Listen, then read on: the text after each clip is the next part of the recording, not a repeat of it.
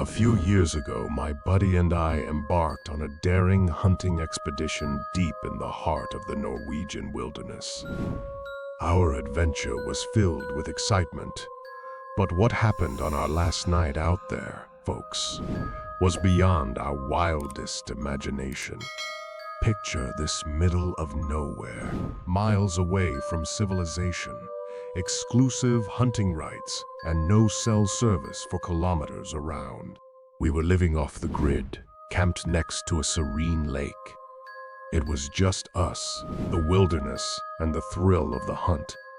Or so we thought. As the sun dipped below the horizon, darkness descended upon us, and we were all alone.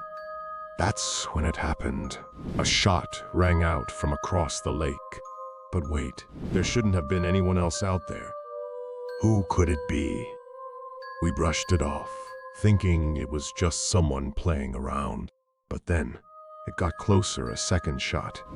This time, dangerously close to us, sending bullets ricocheting off the rocks just meters away. Panic set in. What were we dealing with? We didn't waste a second.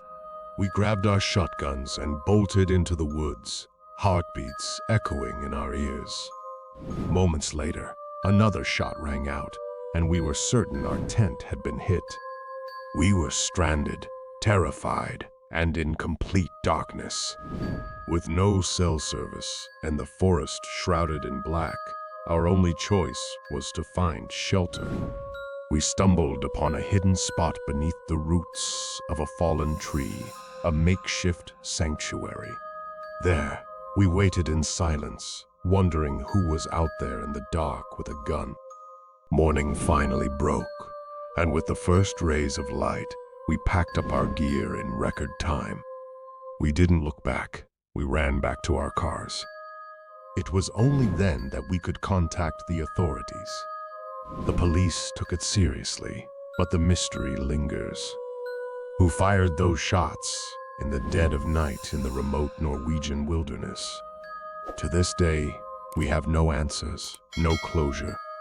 This harrowing experience left us scared, and it took us years to muster the courage to return.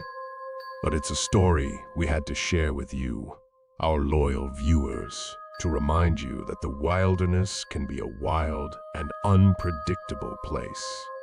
I was just a young kid, and the events of that fateful night still send shivers down my spine. Today, I'm going to share my first-person account of how I narrowly escaped murder, and it's a story that will have you on the edge of your seat. It all started on the scariest night of my life. There were 5 of us. In my family, me at 12, my older brother Hank at 15, and my little sister Sally, just 6. It was a seemingly ordinary Saturday night, and tragedy struck. Hank was out riding his bicycle with a friend when a car collided with him. The driver called my mom, who in turn called the police, and an ambulance rushed Hank to the hospital. As I sat alone at home, engrossed in Raiders of the Lost Ark on Netflix, I heard my mom's frantic cries and panicked conversations with my dad. Something was terribly wrong. I rushed to the kitchen, my heart pounding, and asked my mom what was happening. All she managed to convey was that Hank had been hit by a car and had a broken leg. My dad had the car ready in the driveway, and my mom took my little sister with her.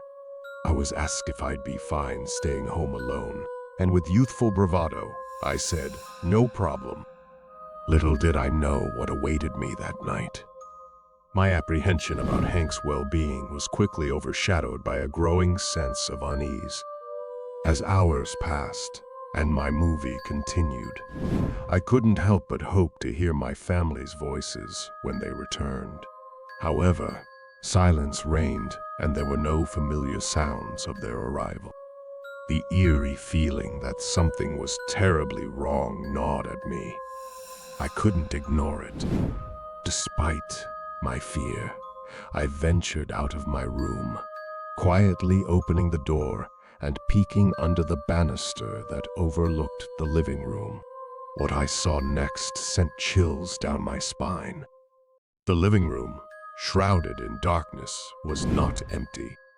3 tall figures prowled around with flashlights, and it was clear they weren't friends or family. I froze in terror, too petrified to even take a breath. It took me several agonizing seconds to muster the courage to retreat quietly into my bedroom, shutting the door with a loud click. Desperation drove me to my closet, where I hid behind a box of old toys and a bag of winter clothes. I prayed that I wasn't in plain sight. My heart raced as minutes stretched into an eternity, waiting for my bedroom door to open, and eventually it did. At that very moment, I was certain I was going to be killed. Footsteps echoed in my room, and I couldn't determine if it was one intruder or 2. I listened as they moved around my bed, the blankets being ripped off. The room fell into an eerie silence. The footsteps drew closer to the closet, where I was concealed among the clothes. A moment of silence, then the closet door creaked open. My heart threatened to burst from my chest as I held my breath, head buried in my arms. The door remained open for an agonizingly long time. I dared not move a muscle. I was paralyzed by fear. For what felt like an eternity, I could only hear heavy breathing. Then, finally, the door closed and the intruder walked away. It was only after I mustered the courage to look up that I realized how exposed I had been behind the box of toys and bag of clothes. I had been right there, hidden in plain sight, and I had miraculously escaped the intruder's notice. I stayed in that closet for over an hour, trembling with fear, until I heard my parents downstairs. They had returned to find the front door open and the house ransacked. Many valuables were missing, but what was most important was that I had narrowly escaped a fate that was too chilling to contemplate. Looking back on that night, I can't help but wonder if the man who opened my closet door had seen me hiding there. Perhaps he was just a burglar, motivated solely by the desire to rob our house with no intent to harm a child. Or perhaps, in the darkness, he simply didn't notice me, and by the narrowest of margins, I had escaped a fate that would have haunted me forever.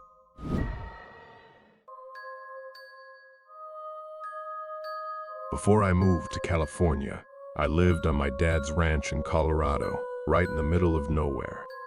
It was vast and beautiful, but it had its own share of peculiarities. You know, just like that old cartoon, Courage, the Cowardly Dog said, strange things happen in the middle of nowhere. Living in a rural setting can be peaceful, but it can also be quite boring. And that's not all. We had our fair share of unwelcome visitors. My dad owned not 1, not 2, but 3 different guns.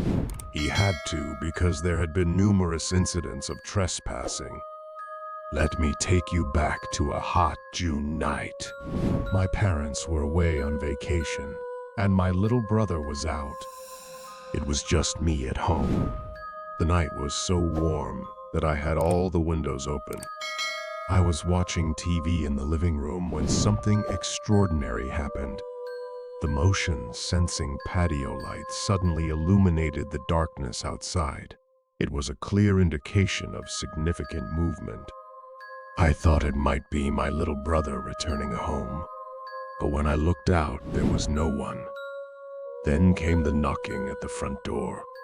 Our door had a peephole. For a reason, we needed to see who was there before opening the door. But when I peered through it, there was no one. I was still hoping it was a harmless prank. But then, it escalated. The knocking moved to the living room window. 2 voices, one deep and male, the other high-pitched and female chanted. My heart was racing. I wanted it to be my brother and his girlfriend, playing a prank. Anything but the alternative. The banging on the window continued, and it moved to the dining room. I hadn't shut the blinds there, and from my angle, I saw two figures, but their faces were obscured. I had to act. I rushed upstairs to my dad's room, knowing where he kept his gun. I loaded the rifle and returned to the dining room window, but they were gone. With the loaded gun, I decided it was time to confront the situation head-on. Stepping outside, I did a quick lap around the house, checking on the cattle. I was ready to use the gun if necessary. The property seemed clear, and the cattle were safe. I went back inside, checking every door before heading upstairs. Just when I thought it was over, I heard a chilling sound downstairs and outside. Someone was pounding at the front door, and a man was screaming at the top of his lungs, not saying words, just screaming. I grabbed the rifle and fired a shot into the night. The screaming and pounding stopped abruptly, and two sets of footsteps quickly retreated.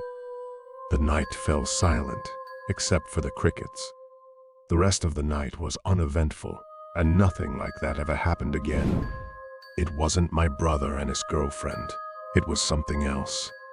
My dad was proud that I protected the property, and I couldn't be more grateful for him owning those guns.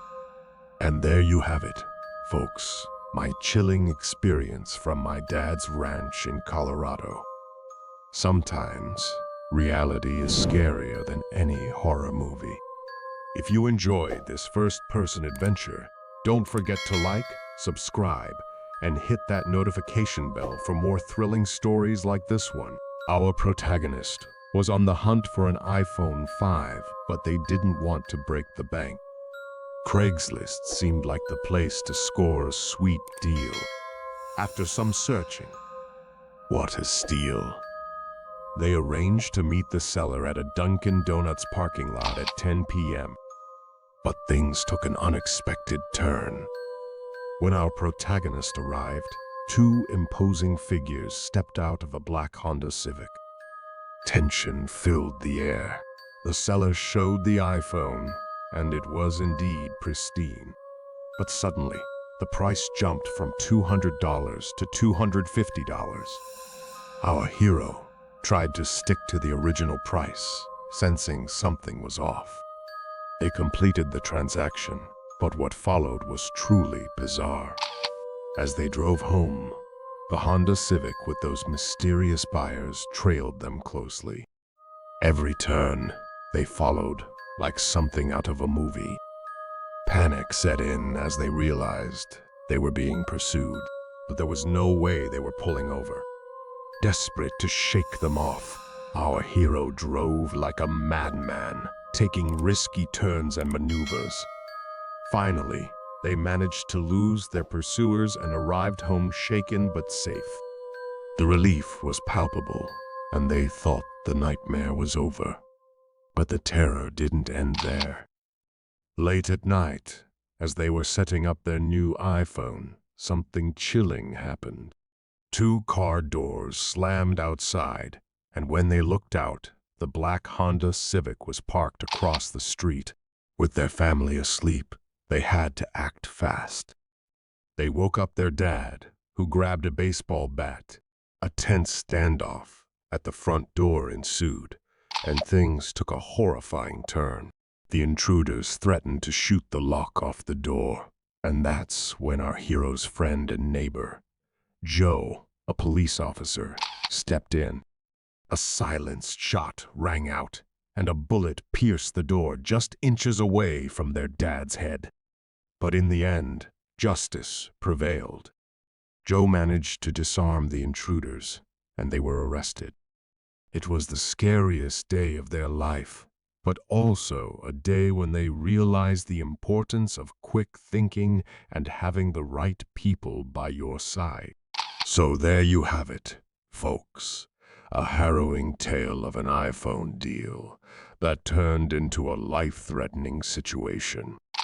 Always trust your instincts and stay vigilant out there. If you found this story gripping, don't forget to hit that like button and subscribe for more unbelievable real-life narratives. Imagine searching for the ultimate 18th birthday gift for your son. Our protagonist scoured all the usual car-buying websites, cars.com, eBay Motors, you name it. But as expected, the prices were through the roof. Just when all hope seemed lost, Craigslist, the hero of this story, came to the rescue. About a week into the quest, a shining star appeared and 3 Toyota Camry with only 67,000 miles, 0 accidents, and in mint condition. And the price? A jaw-dropping $3,500.